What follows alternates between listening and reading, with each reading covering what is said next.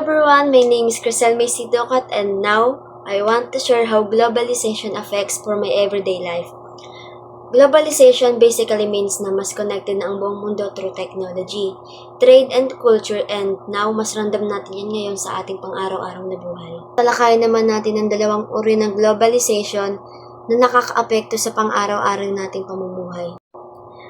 One positive effects of globalization na pinakaramdam ko is yung access to information and opportunities po. Halimbawa po ngayon, estudyante po ako. Hindi po kami araw-araw face-to-face. Ang face-to-face lang po namin is Thursday.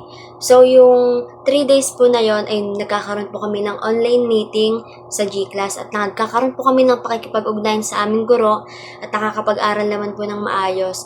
At dahil po sa technology na yon, hindi po nahihirapan yung mga working students na pagsabayin yung pag-aaral at pagtatrabaho dahil nga po meron po kaming araw ng online class at meron naman po na araw lang din po ng face-to-face.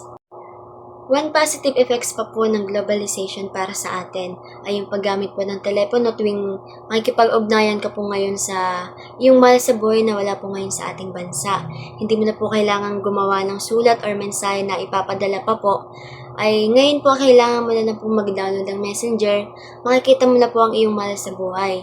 Gamit lang po ang video call, hindi mo na po siya araw-araw mamimiss dahil nga po hindi mo na po mararamdaman na wala po siya ngayon sa tabi nyo.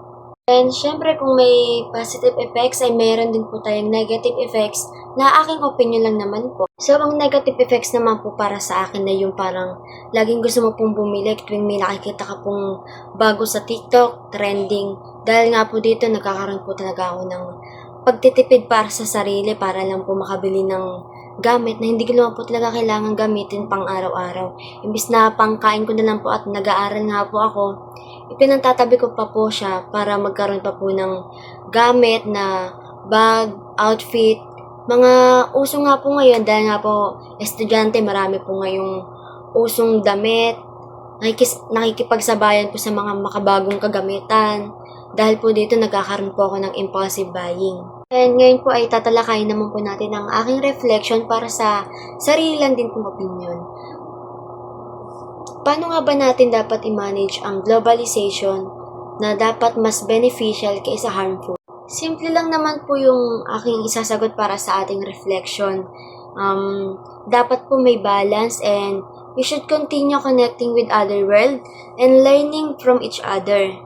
Pero dapat po mindful tayo sa consequences na mangyayari po sa atin like supporting sustainable products, being responsible online consumers, and respecting cultures.